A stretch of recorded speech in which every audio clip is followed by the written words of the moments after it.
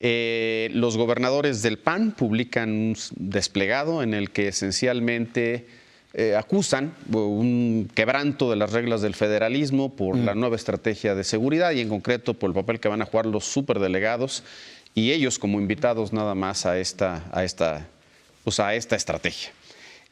Sale también después Enrique Alfaro en el contexto de la FIL y mete el tema económico también y dice no han metido un solo de los proyectos que le interesan al Estado en el presupuesto. ¿Relevante o no relevante esta reacción de los gobernadores frente a un intento que me parece que sí es claro de centralizar el manejo de recursos y el poder?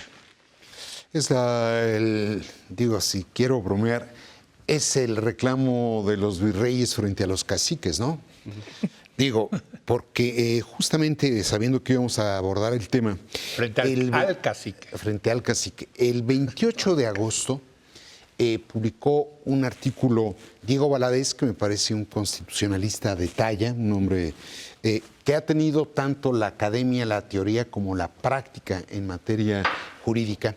Y él señala la aberración que es decir que muchos delegados no violentan la soberanía de un Estado, pero uno sí.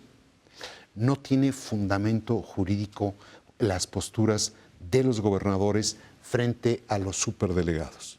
Eso me parece, jurídicamente, me parece que están equivocando el tiro. 2, se quejan de que en materia de seguridad están siendo considerados como simples invitados. Yo escribía el sábado, cuando se han desempeñado como gorrones o conchudos. ¿Por qué?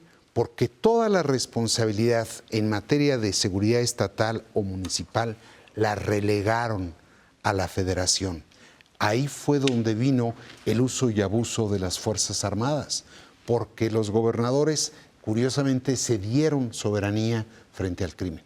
No meto en este costal, naturalmente, a Enrique Alfaro. ¿Por qué? Porque es gobernador electo. Espero que sea otra clase de gobernador, pero su antecesor, hasta en refrigeradores móviles guardaba los cadáveres. No. Ahora, llama los camiones trailers, no refrigeradores móviles. Es interesante. ¿Y qué son? Pero tiene un impacto político o no tiene un impacto político, más allá de que haya razón o no jurídica. Yo en lo personal le doy relevancia, le doy cierta relevancia y en concreto a Enrique Alfaro, pero también podría decirlo de Corral. Es decir, al final en un gobierno tan poderoso como este y con tanta capacidad de concentrar poder, una de las preguntas es ¿de dónde va a salir la oposición? Totalmente. Y aquí hemos discutido parte natural de la derecha, ¿no? Que si el PAN, que si Felipe Calderón. Empiezo a ver que Alfaro podría ser, también podría surgir de la periferia, ¿no? Yo creo que son dos cosas. Muy bonito ese término de tu columna. Sí.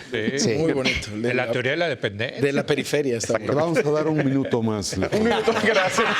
Ok, arranca el reloj. Adelante. Yo creo que hay dos temas en este asunto. Por una parte, desde el punto de vista político, estamos empezando a ver quién resiste. Porque la estrategia y porque la intención claramente es descentralizar. Que tengan legitimidad los gobernadores, pues yo coincidiría con René. Por lo menos no muchos de los que están saliendo y aquí no podemos ponerlos en grupo. Pero hay gobernadores que simplemente se han echado para atrás y han esperado que la Federación haga algo. Pero no podemos tampoco no ver que hay una intención centralizadora de parte de Andrés Manuel López Obrador y que está surgiendo una resistencia y que está surgiendo, no está surgiendo en los partidos porque no los vemos, porque ya no existen, sino que está surgiendo en estos gobernadores y Alfaro con esta, pureza, vamos a decir así, de que no ha tocado el poder, porque además llega apenas como gobernador. Después, que jurídicamente no haya gran diferencia entre muchos delegados y un delegado, puede ser. Políticamente sí la hay. Claro. Y sobre todo la hay cuando tú pones como tu superdelegado, no a un administrador. No. Esa es la queja de... Cuando tú mandas a el Estado de México, a la que perdió la elección por unos centavos casi. Jalisco es el mismo caso. Jalisco. Entonces, no es un asunto de vamos a discutir que jurídicamente, es político. Claro. El gobierno le está mandando una cuña a cada uno de los gobiernos que representa su posible carta futura en la gubernatura de los estados. Perdón, René, pero eso ya no importa qué es jurídicamente. Tienen razón en quejarse, como tienen razón en que los citen a reuniones de seguridad donde esa persona que perdió la elección y que es su contrincante político va a ser el secretario técnico de las reuniones de seguridad. Claro que tienen razón los gobernadores. Entonces, por eso, son dos cosas distintas. Resistencia política va a ser interesante, también lo está haciendo, por cierto, el Poder Judicial, Polo.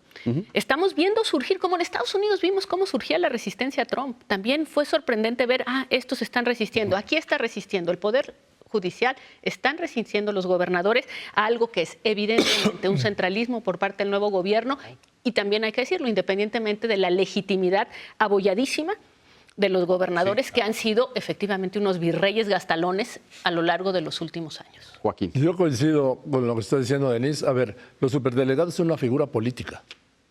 Es un jefe político, es un delegado político. O podría ser administrativo, pero no esas personas. Sí, pero vamos. Pero la finalidad es política y es centralizar el control, Leopoldo, porque ellos van a responder directamente al presidente de la República.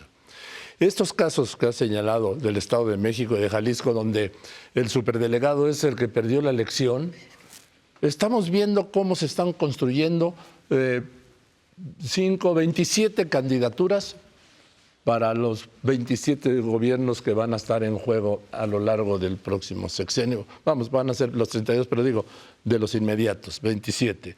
¿Por qué? Porque esos van a ser los candidatos. Y lo vamos a ver en su momento. ¿Por qué no se pone un candado que los superdelegados a su renuncia no pueden aceptar un cargo de elección popular en 2 años o en 3? Ahí sí quedaría ya descartada la intención política de sucesión, pero no de control de los gobernadores. Ahora, en lo de los contrapesos, que exactamente el Poder Judicial es fundamental, lo de anoche en la Cámara de Diputados fue, Leopoldo, me parece que una gran señal.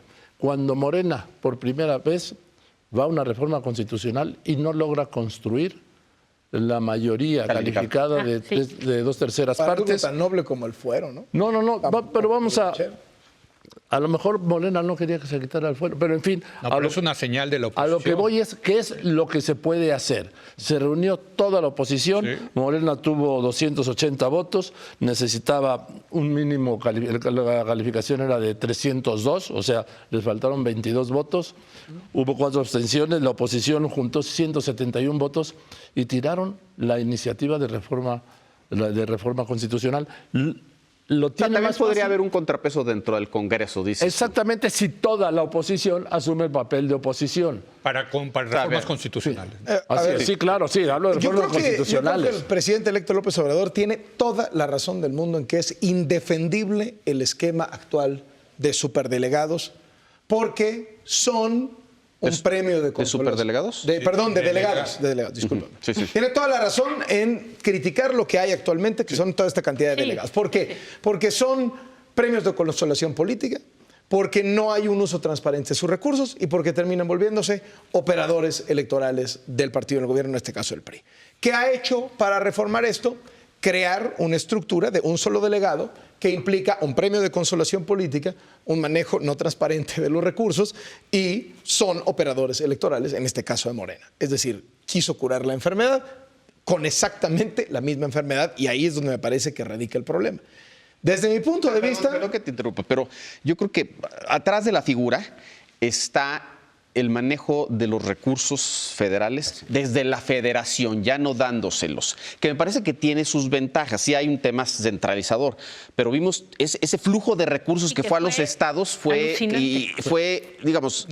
y en manos de operadores políticos de Moreno. O sea, no hay ninguno ahí que no haya pasado por, creo que 1 o 2 nada más, no tienen una carrera en Morena. Pero habrá mayor control de los recursos, pienso yo, es lo que te digo. Antes eran regalos a los gobernadores, ahora como quiera hay un solo responsable. A los supergobernadores, vamos a los superdelegados. Déjame te planteo a partir de ahí, porque coincido contigo en que van a ser estas figuras mega poderosas.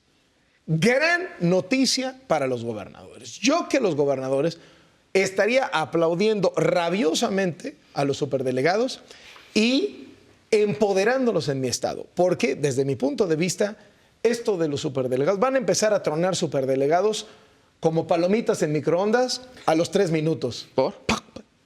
Yo como gobernador, ¿qué haría?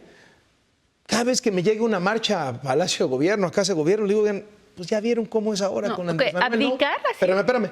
vayan para allá. Pues el superdelegado Gómez es el que tiene la lana, pues yo ya no soy nadie. Y entonces van a Casa Tabasco y vayan para allá. Y cuando vayan al Palacio de Gobierno de Puebla, de Yucatán, les quita responsabilidad. Va para allá. Hijo, pero... ¿Y sabes qué va a pasar? Hijo, pero aplicas. Y entonces otra vez agarras el control y entonces termina el superdelegado diciendo, oye, échame la mano, gobernador.